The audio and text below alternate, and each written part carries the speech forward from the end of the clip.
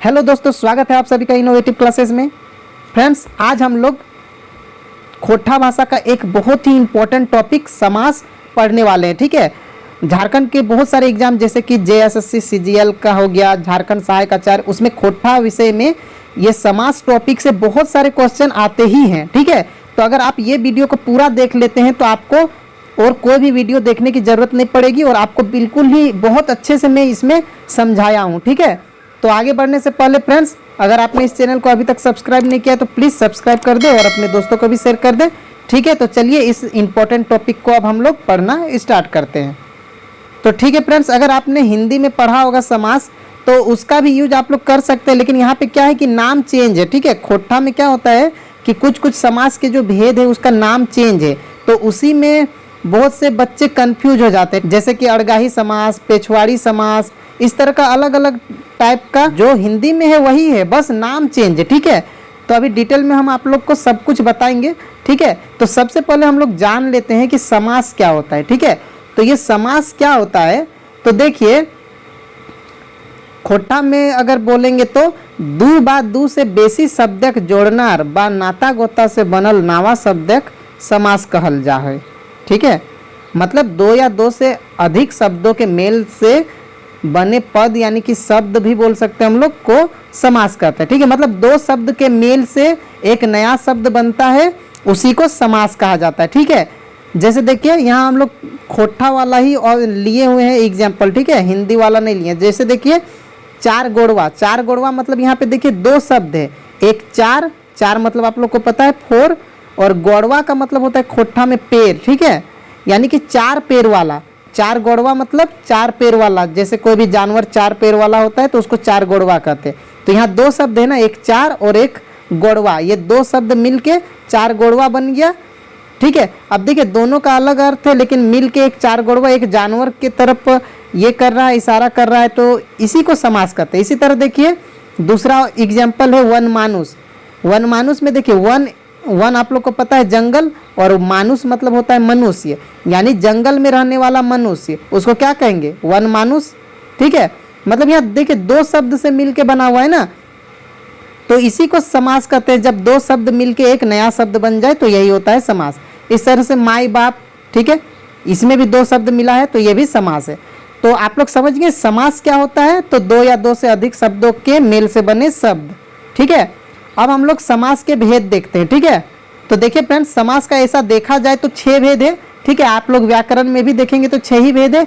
कहीं कहीं क्या होता है, ये 7वां वाला जो है ये वाला भी दिया रहता है, तो इसको भी हम अभी समझा देंगे आप लोग को। ऐसे मेन तो ये 6 भेद ही है। ठीक है, 7वां वाला हम फिर भी बता देंगे आप लोग को। तो देखिए सबसे पहला समास है तत्पुरुष समास, जिसको पेछवाड़ी समास कहते हैं। ठीक है, उसके बाद है कर्मधारी समास, जिसको पड़तरिया समास या फिर एक पुछया समास भी कहा जाता है। फिर है थर्ड नंबर में बहुव्रीहि समास, जिसको अड़गाही समास कहते हैं। द्वंद्व समास को कहते हैं असड़िया समास। द्विगु समास को कहते हैं आग संख्या समास, और अवयवी भाव समास को कहते हैं अव्यक्त समास। ठीक है, और एक होता है नाय या फिर नई समास। ठीक है, तो ये सब हम आप लोग को बताएंगे। ठीक है, तो एक एक करके हम लोग सबको पढ़ते हैं। ठीक है, देखिए जो जेएसएससी सीजीएल का जो एग्ज़ाम कैंसिल हुआ उसमें आप लोग देखे होंगे, अगर आपने एग्ज़ाम दिया होगा तो उसमें बहुत सारे समास का जो क्वेश्चन था उसमें पूछ रहा था, जो ऑप्शन था, जैसे कुछ भी क्वेश्चन दे दिया और पूछ रहा था कि ये कौन सा समास है, और ऑप्शन में रहता था पेछवाड़ी समास, पड़तरिया समास, अड़गाही समास, इस तरह का समास का ऑप्शन था। तत्पुरुष समास, कर्मधार, ये सब नहीं था। ठीक है, ऐसे हिंदी में हम एक और वीडियो समास का हम बना चुके हैं पहले भी, आप लोग अगर हिंदी में जानना चाहते तो उसको भी देख सकते हैं। ठीक है, इसमें ऐसे हम हिंदी और खोटा दोनों मिक्स करके बताए हुए हैं। ठीक है, तो ठीक है, चलिए अब एक एक करके सब समास का हम लोग पढ़ते हैं। तो सबसे पहले देखिए फ्रेंड्स, सबसे पहला समास है तत्पुरुष समास, जिसको कहा जाता है पेछवाड़ी समास। ठीक है, अब ये पेछवाड़ी समास क्या है, तो देखिए तत्पुरुष समास से आखिरी पद प्रधान होवे है। असल में तत्पुरुष समास से कारक के क चिन्ह के लोप भेजा है। ठीक है, मतलब क्या हुआ कि तत्पुरुष समास में जो आखिरी का पद है यानी लास्ट का पद, दो शब्द से मिलके बनता है ना समास, तो लास्ट का जो पद है वही प्रधान होता है। ठीक है, वही मेन समास है, मेन शब्द होता है। ठीक है, और जो एक पहले रहता है वो उतना मेन नहीं होता है, बाद वाला ज़्यादा प्रधान होता है, ठीक है। और इसमें क्या होता है कि समास में कारक चिन्ह जो होता है, कारक आप लोग पढ़े हैं, कर्ता ने, कर्म को इस तरह से पढ़े हुए हैं ना, करण से संप्रदान के लिए, वो भी हम आप लोग को अभी बताने वाले हैं, ठीक है। तो हिंदी में एक बार देख लेते हैं। देखिए, इसमें पहला पद प्रायः संज्ञा या विशेषण होता है, ठीक है। पहला पद जो है तत्पुरुष समास में शुरू का शब्द विशेषण या संज्ञा रहेगा, दो शब्द से बनेगा, तो पहला शब्द विशेषण या संज्ञा रहेगा और दूसरा पद जो है वो संज्ञा होता है और दूसरा पद जो है ये प्रधान होता है। हमेशा दूसरा पद प्रधान होता है, ठीक है। ये ध्यान रखना है आप लोग को। जैसे देखिए वन मानुष, ठीक है, तो यहाँ पे वन एक शब्द हो गया, मानुष दूसरा शब्द है, ठीक है। तो वन से ज़्यादा इम्पोर्टेंट या ज़्यादा प्रधान यहाँ पे मानुष है। वन में रहने वाला कौन है? मानुष, ठीक है। तो वन मानुष उसी को कहेंगे। तो ज़्यादा मेन कौन है? वन, यानी कि जंगल ज़्यादा मेन शब्द नहीं है, ज़्यादा मेन कौन सा है? मानुष, यानी कि मनुष्य। तो इसीलिए इस तरह का जो समास है इसको हम लोग तत्पुरुष समास कहेंगे, ठीक है। ऐसे इसको पहचानने का तरीका भी हम अभी आप लोग को बताएंगे कैसे पहचानेंगे। जैसे एक और एग्जांपल है मेट कट्टा। मेट कट्टा का मतलब होता है माटी काटने वाला, ठीक है। मिट्टी को जो काटता है कुदाल से या कोई भी चीज़ से, उसको, उस आदमी को कहा जाता है मेट काटा, ठीक है। तो ये समझ गए। अब देखते हैं हम लोग तत्पुरुष समास को हम लोग पहचानेंगे कैसे, ठीक है। तो यहाँ पे देखिए लिखा हुआ है कारक चिन्ह। कारक चिन्ह अभी हम आप लोग को बोले थे, चलिए देखते हैं। देखिए कारक आप लोग को पता है टोटल कितने टाइप के होते हैं? 7 टाइप के, है ना। कर्ता ने, कर्म को, इस तरह आप लोग पढ़े होंगे।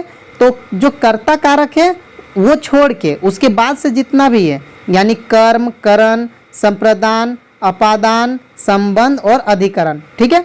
तो कर्म में क्या होता है? को, ठीक है।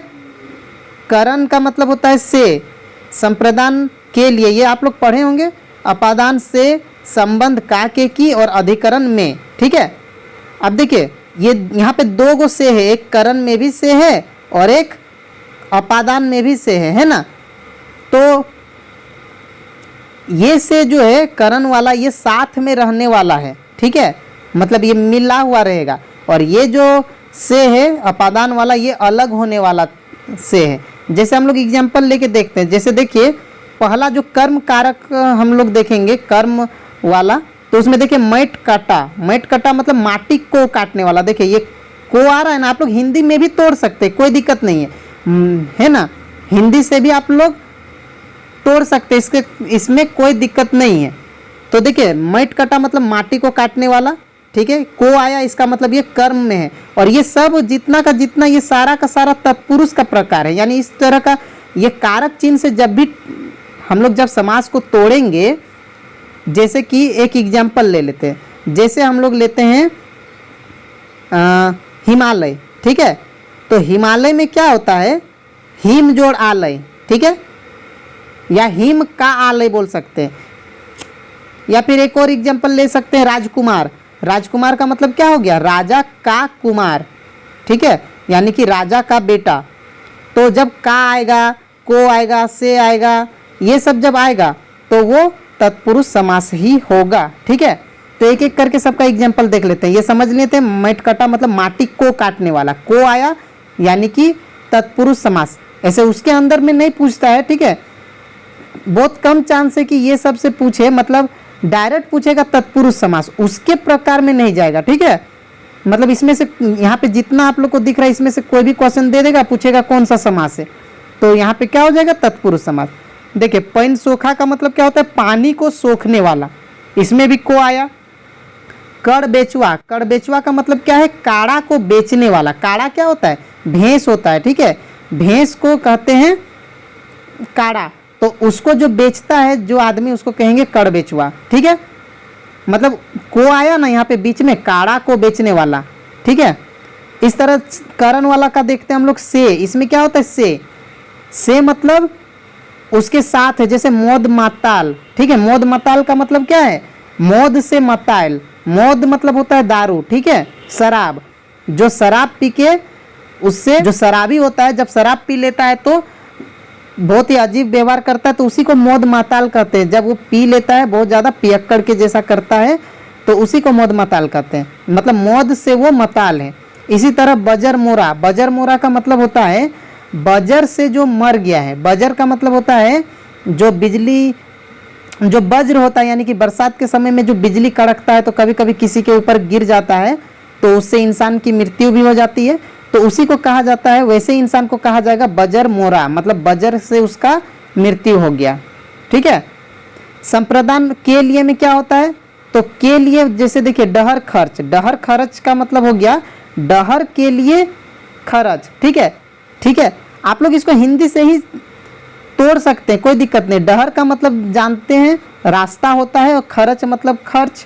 ठीक है, तो डहर में जो खर्च होगा, यानी डहर में यानी रास्ता का खर्च, ठीक है, रास्ता में होने वाला। तो देखिए ये सब में से हम इसको ऐसे भी तोड़ सकते हैं, डहर का खर्च, तो का भी आ जाएगा इसी में। ठीक है, तो डहर के लिए खर्च जो होता है उसको डहर खर्च कहेंगे। हाथ कड़ी मतलब हाथ के लिए जो कड़ी होता है, हाथ कड़ी जिसको बोलते हैं। देशभक्ति का मतलब देश के लिए भक्ति, तो के लिए से अगर टूटेगा तो भी वो तत्पुरुष समास का ही एक टाइप होगा। ठीक है, अब हम लोग अपादान देखते हैं से। देखिए ये से जो है अलग होने वाला, अलग होने का मतलब है कि इसमें मतलब अलग होगा, बिछड़ेगा। ठीक है, जैसे देखिए यहाँ पे जो करण वाला में था मौद माताल, वहाँ मौद से माताल मतलब वो शराब का संबंध में अभी भी है, तभी वो उसका होश नहीं है अभी। ठीक है, और मतलब ये इसमें क्या होता है संपर्क होता है, यहाँ पे संपर्क में उससे अलग हो जाएगा। जैसे देखिए डहर छाड़ा, डहर छाड़ा का मतलब है कि डहर को छोड़ देने वाला या डहर को छोड़ के, डहर मतलब रास्ता, रास्ता को छोड़ के साइड में कहीं। ठीक है, तो वो डहर छाड़ा हुआ। डहर छूटा मतलब भी वैसे ही हो गया, डहर जो छोड़ चुका है मतलब रास्ता को जो छोड़ चुका है। ठीक है, बहुत से लोग होते हैं जो अपना गांव को छोड़ के शहर चल जाते हैं, तो वो जब गांव में आता है तो उसको क्या बोलता है कि तुम तो अब डहर छूटा हो गया है। इसका मतलब कि डहर को छोड़ चुका है, अपना गांव का गली को छोड़ चुका है। तो ये हुआ डहर से छूटा मतलब वो अलग हो गया है ना, उस जगह को छोड़ के चल गया, यानी कि वहां से अलग हुआ। तो ये जो अपादान वाला से है अलग वाला है, और ये करण वाला से है इस साथ वाला है। ठीक है, अब देखिए संबंध में का के की होता है ना, राम का मोहन का, इस तरह का के की। ठीक है, जैसे वन मानुष यानी वन का मानुष, यानी कि जंगल का मनुष्य, उसको क्या बोलेंगे वन मानुष।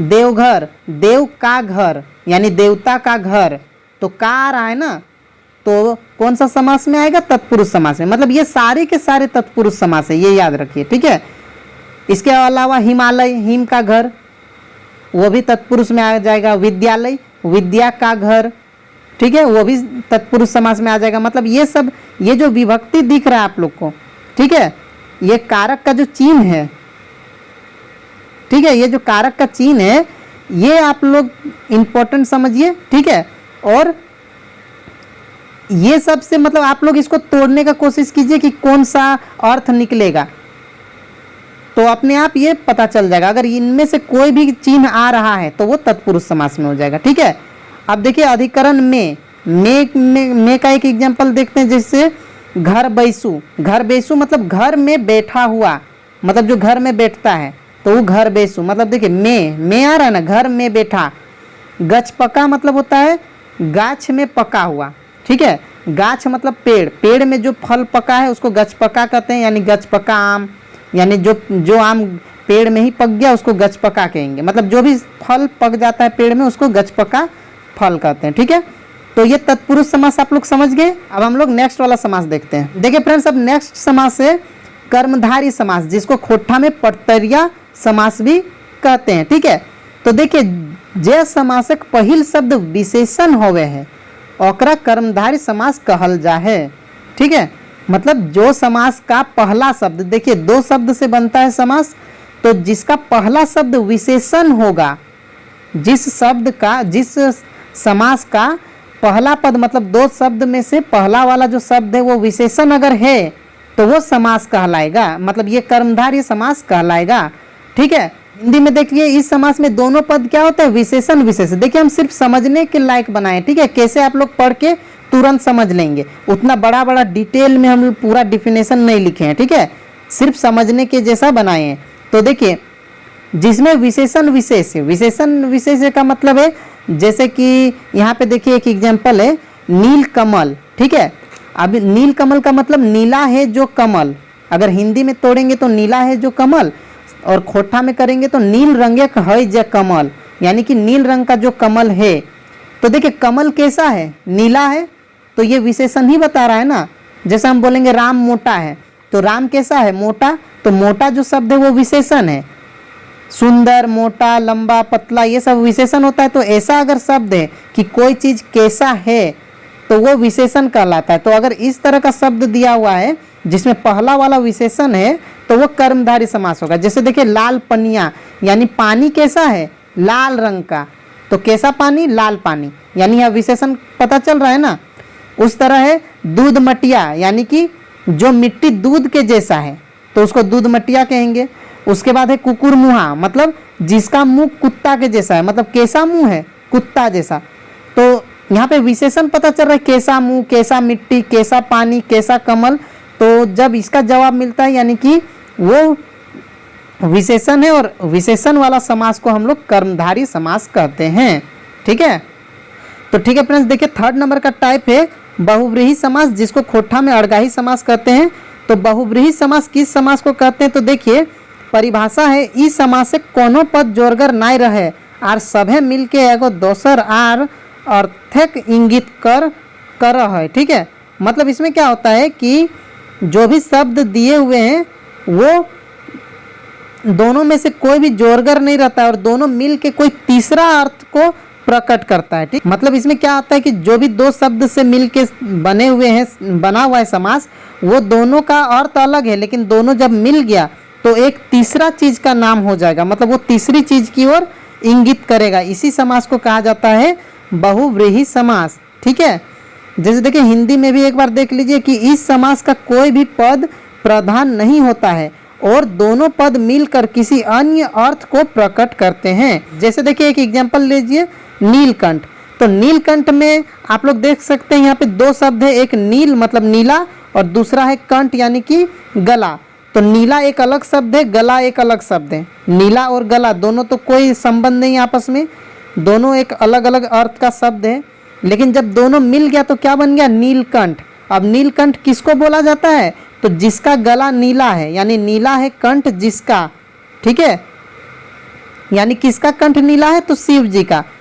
क्यों है, क्योंकि जो समुद्र मंथन से विष निकला था उसको शिव जी पी गए थे, जिसके कारण उनका गला नीला हो गया, तभी से उनका नाम नीलकंठ पड़ गया। ठीक है, तो देखिए दो अलग अलग शब्द है, दोनों का अर्थ अलग है, लेकिन जब मिल गया तो एक तीसरा अर्थ हो गया। ठीक है, नील और कंठ मिल के शिव जी का अर्थ बता रहा है नीलकंठ, तो एक अलग ही जगह चला गया ना, तो इसीलिए इसको कहा जाता है अड़गाही, मतलब एक अलग ही जगह चल जाएगा इसका अर्थ। ठीक है, इसी तरह देखिए एक और एग्जाम्पल है दशानन। इसमें दो शब्द है, दस और आनन। दस मतलब सर हो, 10 मतलब 10 हो गया, और आनंद का मतलब देखिए यहाँ आनंद नहीं, आनंद लिखा हुआ है, वहाँ आनंद होगा। ठीक है, क्या होगा, आनंद। ठीक है, आनंद मतलब होता है सर। तो 10 आनंद है जिसका, यानी कि किसका 10 गो सर है, रावण का। अब देखिए ये दो शब्द जो है 10 और आनंद, ये दोनों अलग है ना।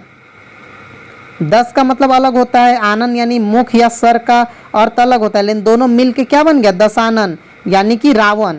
तो दशानन बोल रहे हैं मतलब रावण का बात कर रहे हैं। तो यहाँ पे एक नया चीज को या नई तरफ या किसी नई चीज का अर्थ बताएगा, उसी शब्द को कहा जाता है, उसी समास को कहा जाता है बहुव्रीहि समास। ठीक है, इसी तरह देखिए चोर बाती। चोर बाती का मतलब क्या है, चोर और बाती। यहाँ दो शब्द है, चोर और बाती। अब दोनों मिलके क्या बन गया, चोर बाती, यानी कि चोर के द्वारा उपयोग की जाने वाली बत्ती। ठीक है, खपर पोड़ा। खपर पोड़ा क्या होता है, तो खपर मतलब होता है खपरा। ठीक है, जो गांव में आप लोग देखे होंगे, जो झोपड़ी टाइप का घर होता है, जो जिसके ऊपर में खपरा से जो मिट्टी को पका के बनाया जाता है, उसको दिया जाता है छत के रूप में। ठीक है, तो वो खपर मतलब एक तरह से मिट्टी से बना हुआ, और पोड़ा का मतलब होता है पकना या फिर जलाया हुआ, पकाया हुआ। तो खपर पोड़ा का अर्थ यहाँ पे होता है एक खास तरह का पीठा। खपर पोड़ा का मतलब है जो मिट्टी का बर्तन में एक चावल का आटा से उसको घोल के बनाया जाता है, एक तरह का पीठा है जो वाइट कलर का रहता है, जिसको खपर पोड़ा या कोई कोई इसको पोनिस का पीठा भी बोलता है। ठीक है, झारखंड में। तो खपर पोड़ा का मतलब क्या है, देखिए यहाँ दोनों का अर्थ अलग है। खपर मतलब खपरा हो गया, पोड़ा का मतलब पकना या जलाना होता है। तो खपर पोड़ा का मतलब हो गया कि किसी मिट्टी का बर्तन में जो पका हुआ पीठा है, तो ये किसी खास चीज को बता रहा है ना। खपरपोड़ा कहने का मतलब एक खास टाइप का पीठा है। जब किसी खास चीज का नाम हो उसी को हम लोग बहुव्रीहि समास कहेंगे। ठीक है, इसमें और एग्जाम्पल ले सकते हैं, जैसे कि हंस वाहिनी। तो हंस वाहिनी किसको कहा जाता है? सरस्वती माता को। हंस और वाहिनी मतलब हंस में जो हंस जिसका वाहन है, ठीक है, हंस का वाहन करने वाली, हंस का सवारी करने वाली को क्या कहा जाएगा? सरस्वती। तो हंस वाहिनी जो बोल रहे हैं वो भी कौन सा समास में आएगा? बहुव्रीहि समास। जब किसी देवता का, किसी राक्षस का, किसी चीज का स्पेशल नाम हो, ठीक है, तो खास नाम हो, उसको हम लोग क्या बोलेंगे? बहुव्रीहि समास। और भी ले सकते हैं, जैसे लंबोदर, लंबा है उदर जिसका, यानी कि गणेश जी, ठीक है, वो भी बहुव्रीहि समास। और भी बोल सकते गजानन। गजानन का मतलब है कि गज के जैसा, यानी कि हाथी के जैसा, आनन यानी कि सर है जिसका। हाथी के जैसा सर किसका है? गणेश जी का। तो गजानन भी बोलेंगे तो वो किसी खास का डिनोट हो रहा है ना, उससे किसी स्पेशल तीसरी चीज का डिनोट हो रहा है गजानन बोलने से। गज मतलब हाथी, आनन मतलब सर। हाथी और सर अलग अलग शब्द है, लेकिन मिल के गणेश जी का अर्थ हो गया, मतलब तीसरी चीज का अर्थ हो गया। तो इसी तरह शब्द को हम लोग क्या बोलेंगे? बहुव्रीहि समास कहेंगे। ठीक है, ठीक है। फोर्थ टाइप का समास है फ्रेंड्स द्वंद्व समास, यानी जिसको अड़सैया समास भी कहते हैं। ठीक है, मतलब क्या है कि देखिए, इस समासक दुयो पद अड़सड़ रह है, जय रकम की दुयो के मध्य बादा बादी चल है। मतलब इसमें क्या होता है कि दो गो जो शब्द है वो दोनों आपस में ही ऐसा रहता है, जैसे कि मानो कि वो बोलता है कि हम प्रधान है, दूसरा शब्द बोलता है हम प्रधान है। मतलब यहाँ दोनों पद प्रधान होते हैं और दोनों का दोनों प्रधान होता है। और इसमें क्या होता है, एक ध्यान रखने वाली बात है वो क्या है द्वंद्व समास में, कि इसमें योजक अव्यय, ठीक है, योजक अव्यय क्या रहता है, मतलब और, एवं, किंतु, ये सब चीज को योजक अव्यय बोला जाता है जब दो शब्दों को जोड़ते हैं, किंतु, परंतु, ये सब शब्द। ठीक है, अब जैसे एग्जाम्पल देखिए, काटा काटी, ठीक है, काका काकी, माय बाप, दूध भात, दही चीरा। इसमें देखिए सबके बीच में एक हलंत दिया हुआ है, इस तरह का हलंत दिया हुआ है ना बीच में। ठीक है, ये जो दिया हुआ है अगर इस तरह दिया है तो आप लोग जान जाइए कि वो द्वंद्व समास है। जब भी इस तरह बीच में दे दे, जैसे काटा काटी का बीच में इस तरह से लाइन खींचा हुआ है ना, तो उसका मतलब वो द्वंद्व समास है। और इसको अगर हम लोग तोड़ेंगे, इसका समास विग्रह करेंगे तो कैसे विग्रह होगा? तो काटा काटी को बोलेंगे काटा और काटी, ठीक है। काका काकी, देखिए इसमें एक और तरह से हम लोग समझ सकते हैं, उल्टा शब्द भी रहता है, जैसे काका काकी मतलब चाचा चाची, ठीक है।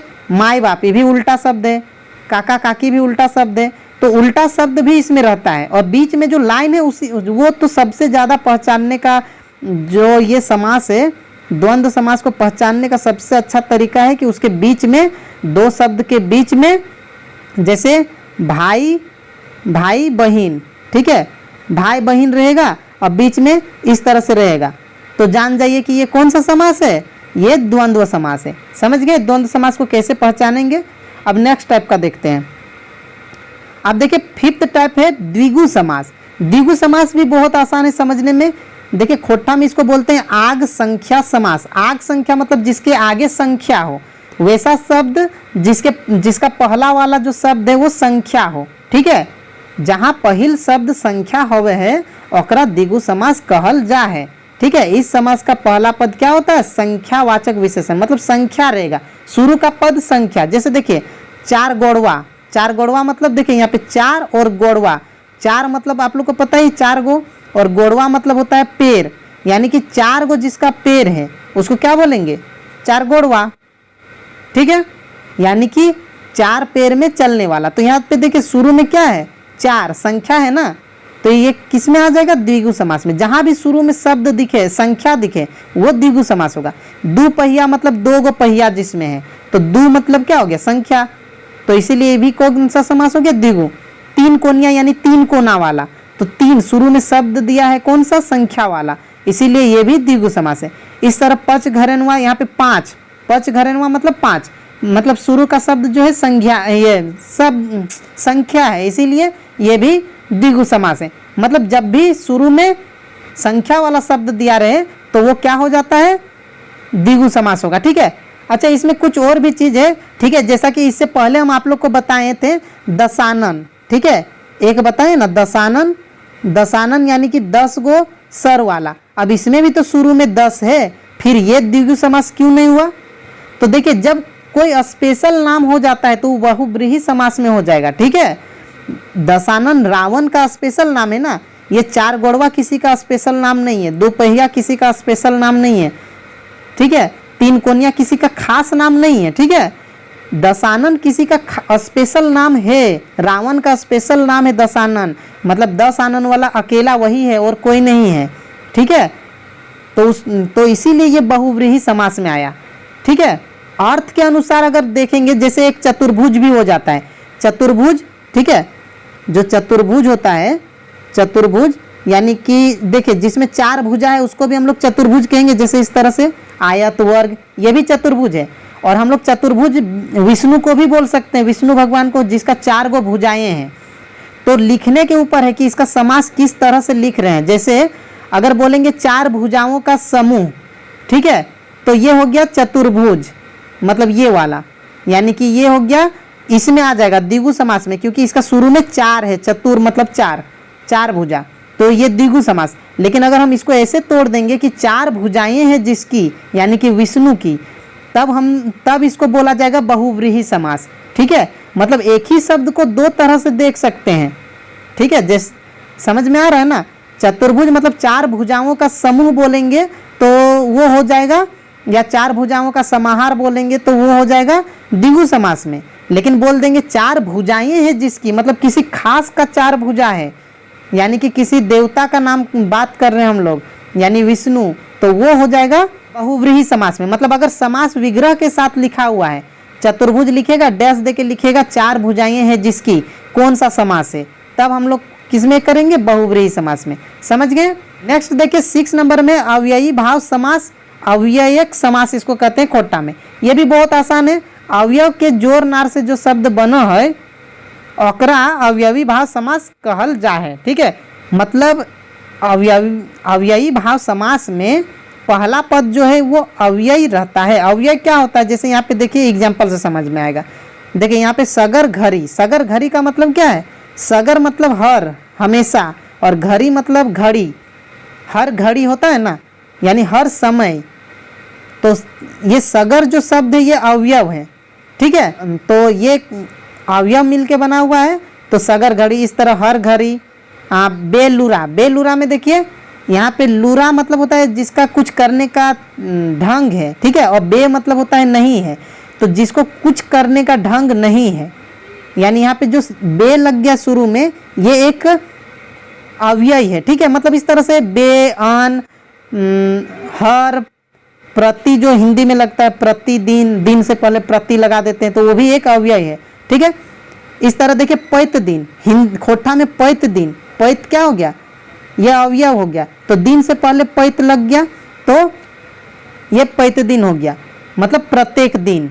तो प्रत्येक भी एक क्या है, प्रतिदिन भी बोल सकते हैं। तो प्रति जो है अवयव है, खोटा में पैत बोलते हैं प्रति को। इसी तरह पैत बच्छर मतलब हर बच्छर, यानी हर साल, प्रत्येक साल। इस तरह निर्वंश, निर्वंश मतलब नीर मतलब होता है नहीं, और वंश मतलब जिसका वंश और नहीं है, जिसका वंश और नहीं है, ठीक है, तो उसको निर्वंश कहा जाता है। तो इस तरह से इसमें नीर, पैत और बे, हर, सगर, ये सब जो शब्द लगा हुआ है शुरू में, ये सब अव्यय है। अवयव किसको कहा जाता है, तो वैसे शब्द जिसको जो चेंज ना हो, मतलब उसमें हम लड़का के लिए यानी कि पुल्लिंग, स्त्रीलिंग, कोई भी टेंस में, यानी कोई भी काल में, वर्तमान काल, भूतकाल, भविष्य काल, किसी भी काल में हम लोग लिखेंगे तो वो चेंज नहीं होगा, उसी को अव्यय कहा जाता है, ठीक है। जैसे यहाँ पे हम एक एग्जांपल लेते हैं, जैसे बोलेंगे राम सगर घरी हमर घर आव है, ठीक है, मतलब राम हर समय मेरा घर आता है, तो सगर का तो चेंज नहीं हुआ है, ठीक है। जैसे हिंदी में ही बोलते हैं हम लोग, राम प्रतिदिन मेरा घर आता है, ठीक है, और राम के जगह हम सीता कर दें, सीता प्रतिदिन मेरे घर आती है, तो प्रति जो है वो चेंज तो नहीं हुआ, पुल्लिंग से स्त्रीलिंग किए, जाता है जाती है, या आता है आती है हो गया, लेकिन जो प्रतिदिन है वो तो चेंज नहीं हुआ ना। उसी तरह अगर पास्ट टेंस में भी ले जाएं, यानी कि राम प्रतिदिन मेरा घर आता था, तो भी प्रतिदिन ही है, वहां पे कोई चेंज नहीं हो रहा है। तो जो चेंज नहीं होता है, चाहे काल बदले चाहे लिंग बदले, तो वो अव्ययी कहलाता है। ठीक है, अब देखिए नेक्स्ट वाला लास्ट टाइप का है नाय समास, ये या फिर इसको नई समास भी बोलते हैं, और ये ज़्यादा इंपॉर्टेंट नहीं है, और आप लोग देखेंगे कि ये जो है इसी समास का यानी कि अव्ययी भाव समास का ही एक भाग है। ठीक है, तो अगर ऑप्शन में नाय समास नहीं रहेगा तो उसको हम लोग अव्ययी भाव समास भी समझ सकते हैं। ठीक है, जैसे देखिए अनसुन, अब यहाँ पे अन देखिए पहले समझते हैं कि नाय समास क्या होता है। तो वैसन समासिक शब्द के कहल जाए जेकर पहिल भाव से नकारात्मक प्रकट होवे है ओकरा नाय समास कहल जाए। मतलब जिस शब्द से नकारात्मकता पता चले यानी नहीं अर्थ नहीं निकले। ठीक है, इस समास के पहले पद से नकारात्मकता, ठीक है, यानी नहीं का अर्थ निकले। जैसे अनसुन, अनसुन मतलब क्या होता है, हिंदी में भी बोलते हैं कि अनसुना कर दिया। अनसुना मतलब नहीं सुना, नहीं आया ना, यहाँ पे अन का मतलब नहीं होता है, तो नहीं सुनना, तो वो अनसुन हुआ। अनजान यानी नहीं जानना, यहाँ अर्थ में नहीं आ रहा है ना। अनहोनी, जो नहीं होना है वो अनहोनी। निफिक्रा, निफिक्रा मतलब जिसको कोई फिक्र नहीं है। नी मतलब नहीं है, फिक्र जिसको कोई भी चीज़ का कोई फिक्र नहीं है, तो वो निफिक्रा हो गया। बेलुरा, जिसको कोई लूर नहीं है, कुछ भी करने का ढंग नहीं है, उसको बेलुरा कहेंगे। निर्वंश, इसका अर्थ तो हम इससे पहले देखे, ये दोनों जो है इससे पहले वाला में भी था ना, तो क्या बोले कि ये सब भी जो लगा हुआ है अन, नी, बे और नीर, ये सब भी क्या है, अव्यय है। तो अगर ऑप्शन में नाय नहीं रहा तो ऑप्शन जो सही आंसर जो है वो अव्ययी भाव समास हो जाएगा। मतलब ये भी सोच सकते हैं कि एक तरह का अव्ययी भाव समास ही है, लेकिन इसमें नहीं का अर्थ आ गया ना, इसीलिए ये नई या फिर नाय समास बन गया। ठीक है, तो समझ गए फ्रेंड्स। तो ठीक है फ्रेंड्स, वीडियो अगर अच्छा लगा तो लाइक कर दें, और अगर आप इस चैनल पर नए हैं तो प्लीज़ सब्सक्राइब कर दें और अपने दोस्तों को शेयर कर दें। ठीक है, तो मिलते हैं नेक्स्ट वीडियो में, बाय।